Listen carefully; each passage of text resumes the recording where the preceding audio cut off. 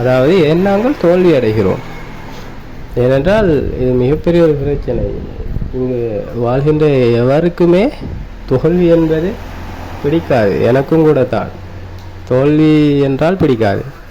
வெற்றி கிடைத்தால்தான் எனக்கும் சந்தோஷமாக இருக்கும். ஆகவே என்னை போல் தான் அனைவருமே தோல்வி பிடிக்காது. ஆனால் நாங்கள் நிறைய விடயங்களில் வெற்றி பெறுவதை விட தோல்விதான் அடைந்து கொண்டிருக்கிறோம். அதுதான் ஏனென்று தெரியவில்லை. இதை தெரிந்து கொண்டால் நாங்கள் அனைத்து விடயத்திலும் வெற்றி அடைய முடியும். அதாவது நான் ஒரு விடயத்தை கூறுகிறேன், நீங்கள் அதனை நம்ப மறுப்பீர்கள். ஆனால் அதுதான் உண்மை. நாங்கள் தோல்வியடைவதற்கு நாங்கள் தான் காரணம். ஆனால் இதை உங்கள் மனது ஏற்றுக்கொள்ள மறுக்கும். அதுதான் இங்கு நாங்கள் தோல்வியடைவதற்கான முதற் காரணம். ஆகவே நாங்கள் தற்போது வாழ்வில் எந்த நிலையில் கூட வேண்டாலும் வாழ்ந்து கொண்டிருக்கலாம், என்ன வேண்டாலும் செய்து கொண்டிருக்கலாம்.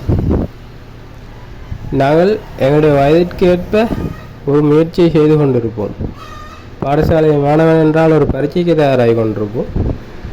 அதே சமயம் கல்லூரி மாணவன் என்றால் இன்னொரு வேறு விதமான ஒரு பரீட்சைக்கு தயாராகி கொண்டிருப்போம். அதே புதிதாக திருமண வாழ்க்கையில் இணைந்த ஒரு நபர் என்றால் ஒரு விடயத்துக்கு போராடி கொண்டிருப்போம். அதை படித்து முடித்து விட்டமான என்றால் வேலைக்கு போராடி கொண்டிருப்போம். அப்படி நாங்கள் யாவருமே இங்கு ஒன்றுமே செய்யாமல் இருந்து விட முடியாது. நாங்கள் இந்த உலகை விட்டு செல்லும் அந்த கடைசி நாள் வரை ஏதாவது ஒன்றுக்காக ஓடிக்கொண்டு தான் இருக்க வேண்டும். அப்படித்தான் இந்த உலகம் படைக்கப்பட்டுள்ளது. ஆகவே இதை நாங்கள் மறைக்கவும் முடியாது, மறுக்கவும் முடியாது. நாங்கள் இதில் வெற்றி பெறுவதற்கான முயற்சியை தான் அதிகமாக்கி கொள்ள வேண்டும். ஆனால் நாங்கள் தோல்வி அடைந்து கொண்டிருக்கிறோம் ஏனென்று தெரியாமல்.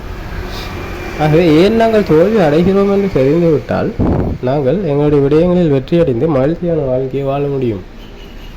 தோல்விக்கான முதற் காரணம் நான் முதலில் கூறியதாவது போல, நாங்கள் முதலில் ஒரு விடயத்தை செய்ய தொடங்கும் போது, அதாவது நாங்கள் எங்களுடைய நிலையிலிருந்து ஒரு முயற்சியை, ஒரு உதாரணமாக கூறுவதுன்னா ஒரு வேலை ஒன்றை பெற்றுக்கொள்வதற்கு நாங்கள் முயற்சி செய்யும் போது எங்களுடைய எண்ணங்களுக்கு சக்தி இருக்கிறது. அதாவது நேரெண்ணம் நேர்மறையான எண்ணங்கள் என்று இருக்கிறது, நல்ல எண்ணங்கள் கெட்ட எண்ணங்கள் என்று இருக்கிறது. நாங்கள் நேராக ஒரு விடயத்தை எண்ணும் போது அதனுடைய சக்தி அதிகமாகும். அதற்கும் நாங்கள் அப்படி சிந்திக்கும் போதே, அதாவது நீங்கள் யோசித்து பாருங்கள், உங்களுக்கு புரியும். சிந்தித்து பாருங்கள். இந்த வீடியோவை ஒரு கணம் செய்துவிட்டு நீங்கள் சிந்தித்து பாருங்கள். நான் நோயற்றவனாக வாழ வேண்டும் இந்த உலகத்தில் என்று கூறும்போது எங்களுக்குள் ஒரு விதமான ஒரு சக்தி குறைந்த வெளிப்பாடு தோன்றும். அதை இப்போது இப்படி சொல்லி பாருங்கள், நான் ஆரோக்கியமானவனாக வாழ வேண்டும். இது இரண்டையும் நீங்கள் செய்து பார்க்கும்போது உங்களுக்கே வித்தியாசம் தெரிந்திருக்கும். நான் ஆரோக்கியமானவனாக இந்த உலகத்தில் வாழ வேண்டும் என்று சொல்லும்போது வருகின்ற அந்த எனர்ஜி, பவர், நான் நோயற்றவனாக வாழ்ந்துவிட வேண்டும், எனக்கு எந்த ஒரு நோயும் வந்துவிடக்கூடாது என்று சொல்லும்போது இருப்பதில்லை. அதுதான் உண்மை. ஏனென்றால் நான் ஆரோக்கியமானவனாக இந்த உலகத்தில் வாழ வேண்டும் என்று சொல்லும்போது அந்த வார்த்தையின் அந்த நேரெண்ணத்தின் சக்தி எங்களுக்குள் செயற்படுகிறது. அது ஒரு நேர்மையான எண்ணம். அந்த சக்தியின் வெளிப்பாடு தான் எங்களுக்குள்ள ஒரு ஆறுதல் வெளிப்பாடு. அதுக்கு எதிர்மறையாக நாங்கள் சொல்லும்போது அதற்கு சக்தி இல்லை. அது ஒரு நேர்மறையான எண்ணம். அதனுடைய தாக்கம் எங்களுக்கு ஏற்படும். இதுதான் பிரதிபலிப்பு. இதுதான் முதற்படி. இதை மட்டும் நான் எண்ணிவிட்டால், உதாரணமாக எனக்கு வேலை கிடைக்கும் என்று எண்ணிவிட்டால் வேலை கிடைத்து விடுமா என்று இல்லை. நீங்கள் வேலை கிடைக்கும் என்று நம்பும் போது உங்களுக்குள்ள ஒரு சக்தி புறப்படுகும். அதன் மூலம் உங்களுக்கு உழைக்க வேண்டும் என்ற ஒரு உற்சாகம் தோன்றும்.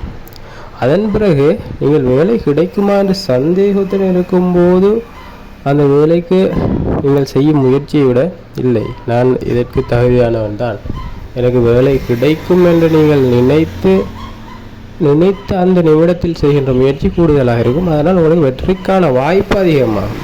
இதைத்தான் நாங்கள் புரிந்து கொள்ள வேண்டும். ஆகவே உங்கள் வெற்றிக்கான முதலாவது படி எங்களிடம்தான் இருக்கிறது. நாங்கள் தோற்பதற்கான காரணமும் நாம் தான். அதை புரிந்து கொள்ள வேண்டும். ஆகவே நாங்கள்